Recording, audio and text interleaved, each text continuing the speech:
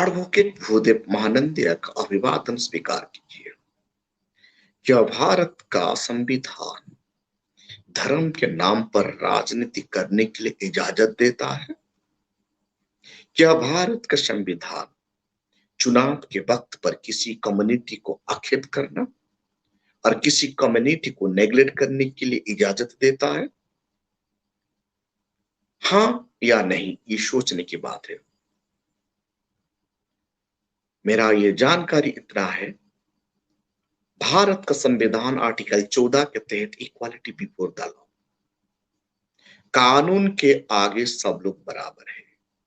लेकिन चुनाव आते ही कुछ पॉलिटिकल पार्टी का लोग धर्म के नाम पर राजनीति क्यों करते हैं और धर्म के नाम पर वोट क्यों मांगते हैं?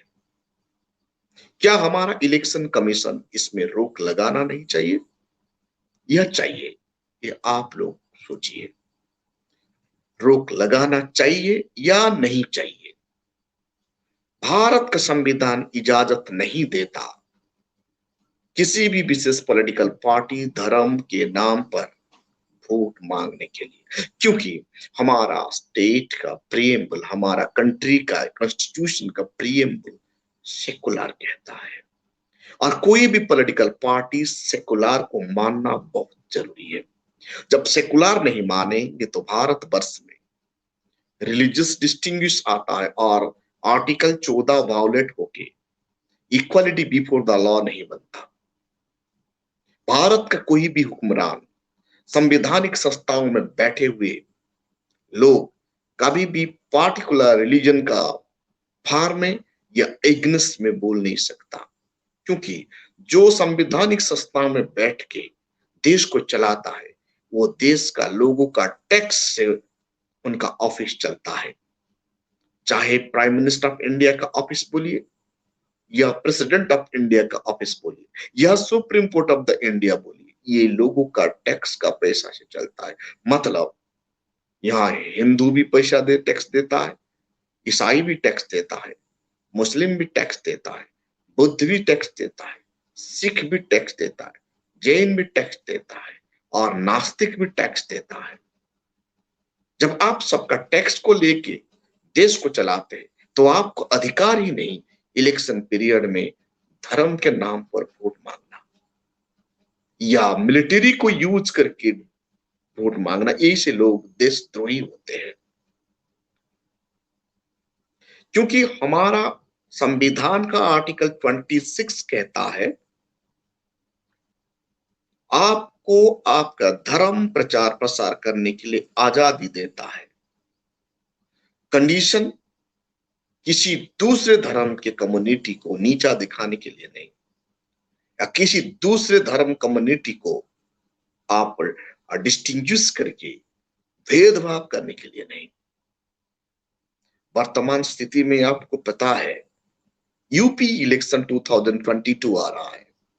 22 इलेक्शन में विशेष करके मुस्लिम कम्युनिटी को दरकिनार किया जा रहा है, उनके नाम पर कोई वोट ही नहीं मांग रहा था और कुछ पॉलिटिकल पार्टी हिंदू धर्म के नाम पर वोट मांग रहे थे, क्योंकि बीजेपी का राम मंदिर मुद्दा फिनिश हो गया। आपको राम मंदिर के नाम पर वोट मांग नहीं सकता। 370 आर्टिकल का मुद्दा फिनिश हो गया, आप वो 370 का पर वोट मांग नहीं सकता। ट्रिपल तलाक का मुद्दा फिनिश हो गया, आप वो ट्रिपल तलाक के मुद्दा से वोट मांग नहीं सकता। फिलहाल आप वोट मांगेगा का धर्म परिवर्तन के नाम पर, हिंदू खतरे के नाम पर और तो और जनसंख्या के नाम पर। इस्लाम लोगों ने धर्म ज्यादा जनसंख्या बढ़ा रहे हैं। एक्चुअली ऐसा स्थिति देश के लिए खतरा है। हमारा संविधान कभी भी हमें इजाजत नहीं देता, यहां सब इक्वालिटी है। भारतवर्ष में 85% पॉपुलेशन का कोई हैसियत ही नहीं है। 15% पॉपुलेशन जो कह रहा है ये देश में ऐसा ही हो रहा है। साथियों, तनिक हम लोगों को इंडियन कॉन्स्टिट्यूशन के बारे में जानकारी रखना चाहिए। जब हमारा संविधान कभी भी किसी को भी क्रिटिसाइज करने के लिए या किसी को भी जलील जिंदगी जीने के लिए मजबूर नहीं करता, किसी का अधिकार को छीनने के लिए मजबूर नहीं करता, कि विशेष कम्युनिटी को डोमिनेट करने के लिए मजबूर करना अपराध होता है। आप जब united nation organisation independent declaration act देखेंगे या अमेरिका इंडिपेंडेंट डिक्लेरेशन एक्ट देखेंगे, इंटरनेशनल लॉ इनको मानता है कोई भी कम्युनिटी को, कोई भी धर्म विशेष को या कोई भी ग्रुप को डेमोक्रेसी नेशन में डिस्क्रिमिनेशन नहीं किया जाता। डिस्क्रिमिनेशन कर दिया मतलब ये केस डायरेक्ट इंटरनेशनल लॉ को वायोलेट करता है, इंडिपेंडेंट डिक्लेरेशन एक्ट को वायोलेट करता है, यूनाइटेड नेशन ऑर्गेनाइजेशन डिक्लेरेशन को वायोलेट करता है। क्या कोई सॉवरेन कंट्री इंटरनेशनल लॉ को वायोलेट करना अच्छा है?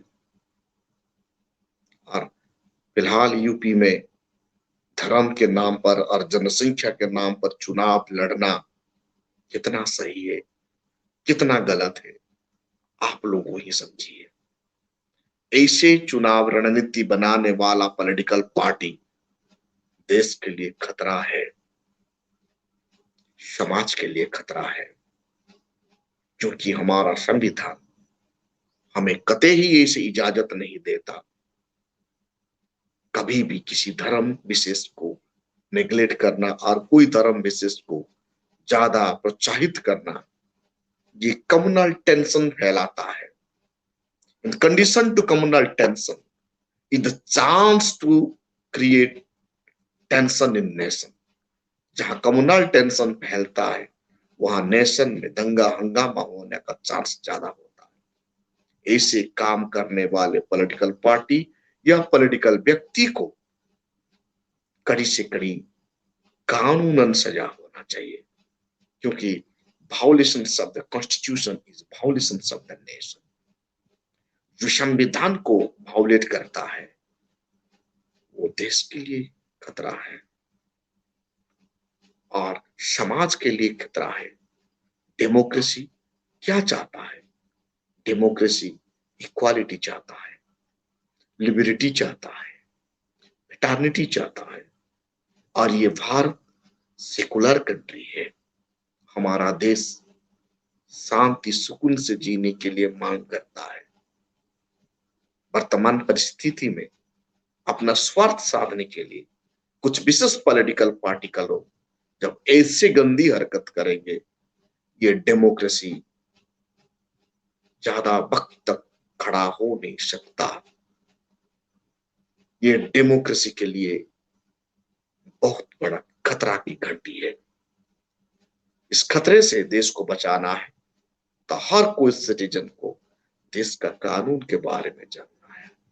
जो देश का सिटीजन कानून को ज्यादा पालन करता है वो देश डेवलप्ड होता है। हमने देखे United kingdom, United state of the America, Russia, German, Italy, France, ये देश का सिटीजन उनका कानून को ज्यादा रेस्पेक्ट करते हैं, इसीलिए वो देश डेवलप्ड है। वहां ह्यूमैनिटेरियन वैल्यू को ज्यादा अहमियत दिया जाता है। इसीलिए भारत में हम सब लोग मिलकर ह्यूमैनिटेरियन वैल्यू को ज्यादा अहमियत देना है। हमारा भारत का कॉन्स्टिट्यूशन के हिसाब से देश को चलाने के लिए हुक्मरान को मजबूर करना है, तब जाके देश करप्शन से आजादी होगा, भुखमरी से आजादी होगा, जातिवाद से आजादी होगा, मनोवाद से आजादी होगा और यहाँ अमन चैन आएगा, लोग खुशी से रहेंगे और भारत धरती में गोल्डन चिड़िया कहलाएगा। इसीलिए साथियों, हम सब सिटीजन को, कॉन्शियस सिटीजन को, कॉन्शियस के साथ देश को संवारना है, देश को बचाना है।